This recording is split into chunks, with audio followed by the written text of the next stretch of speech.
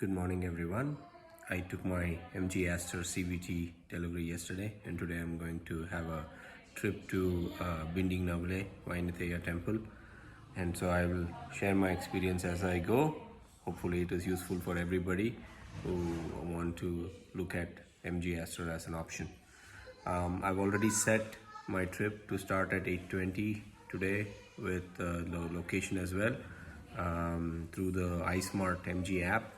I'll let you know as soon as I get into the car how I get greeted with the map location. To the car, I didn't see it auto loaded. I had to send it through iSmart to route the location. We're starting the trip now. So I finally reached the destination. I've driven 86.5 with full AC always on. I've got 11.5 kilometer per liter. Mostly used cruise and lane assist throughout the journey. Very comfortable. You can see the average speed was 36 kilometer per hour because it was not a highway. Pretty decent mileage, I thought. When we return back, we will return hopefully through an highway and we will see if the mileage is increasing further. This is the Channakeshava Saumyanayaki temple, very famous for the wooden Vynatheya. Please do visit Bindiganavile. So as you saw, I had driven with cruise control and lane assist in the while I was coming to the temple, and while going back I thought I'll take a different route and I will not turn on the AC to see how much mileage I get, and I did not turn on the cruise control at any point of time. So I pretty much got a 16 kilometer per liter, and this was a free flowing traffic. I wouldn't call it a highway. Free flowing traffic. You can see in the photo what is the average speed as well, and also the number that it is 16 kilometer per liter. So we drove around 86 kilometers back, and in between there was a highway, and I turned off the AC and opened up all the windows, and I was able to reach 16 like the photo that I had shown before this clip. And after that it was mostly city and traffic areas, and the mileage dropped down to 13 with AC. So after like 60 kilometers I turned on the AC and was on traffic, and the mileage dropped to 13. So I'm back finally after the trip, and I thought I'll give a short conclusion on what are the highlights and maybe bust some of the myths as well.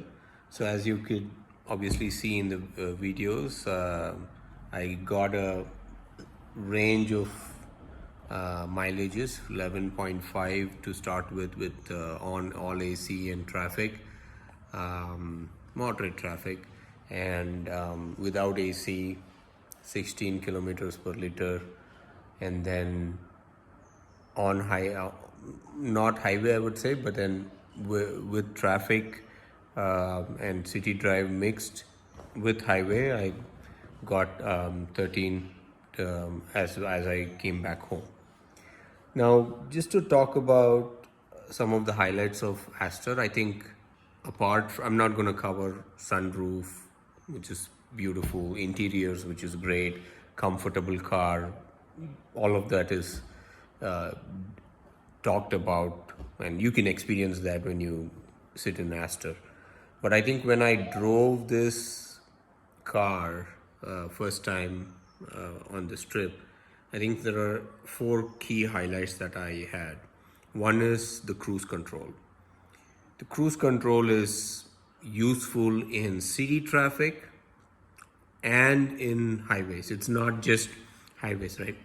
Because in city traffic, you can turn on the cruise control. It will set itself to 30 kilometers per hour, and pretty much, if it is a bumper to bumper traffic, you pretty much don't need to press accelerator and brake as long as there is no stoppage beyond 3 seconds, right? So bumper to bumper traffic, the car will just follow the car before you, and you don't have to press the accelerator, press the brake, change the gear and all of that, right? Obviously it's an automatic car, and so you need to change the gear. So it reduces a lot of driver fatigue.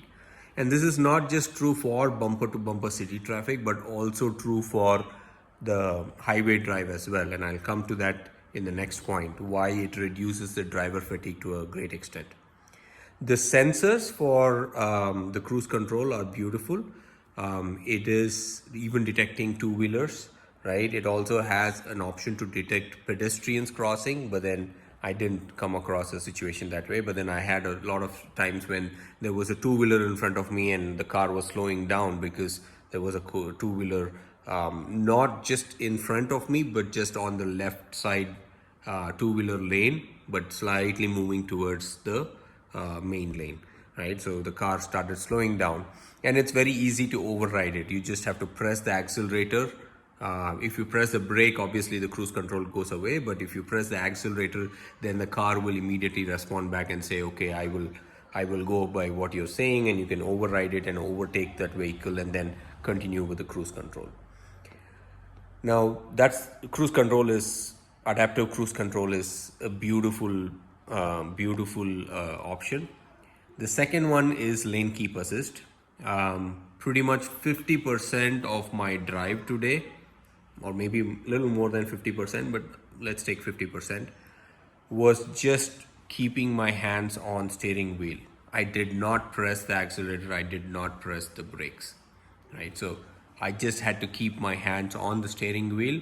The steering wheel also would adjust to a good extent to keep the car on the same lane, but as long as my hands were there, giving it the sense that I am in control, it was very smooth. And that is one of the biggest factor where it reduces driver fatigue on highways, right? So we spoke about driver fatigue in city bumper to bumper traffic and driver fatigue in highways. The third one I think I like the most is locking the car. Now all of you who have the old key locks, you would probably wait for everybody to get out and then lock the car and then move on. You don't have to do that here. You just have to, there's a small button in the driver's side and you have to press that, and you can just keep walking, and as soon as the other passengers, as long as they close the door properly, the car will automatically lock as soon as everybody comes out of the car. You don't have to wait for anything, right? And of course, if the door is not shut properly, then there is a sound that comes out so that the passenger would know, the co-passengers would know that the door is not shut properly. I think that those are the three main ones. I think accidentally I pressed the button which logged a roadside assistance call request, and in less than a minute I got a call from a call center from MG asking if I'm okay, I need some assistance or I need some help, and I told them this is a new car, I haven't experienced this, and this is accidentally I pressed it, and so I had to disconnect. But it was good to see that MG cares about us and is able to take some control in terms of... We spoke about the call center, locking the car, lane keep assist, cruise control, of course, all the beautiful interiors and sunroof and comfort, which are not something that I want to go deep into. One thing I definitely want to tell is I've driven multiple cars. I've driven Innova. I've driven other cars as well, like Santro or lower cars like Nano as well, or even recently Kushaq. And I can tell that I did not feel a lag in the CVT engine. Yes, it could probably be better in the first initial pickup, but then it's hardly anything. You don't feel the lag. I mean, it's just, you just have to adjust to it. You just have to get adjusted to it.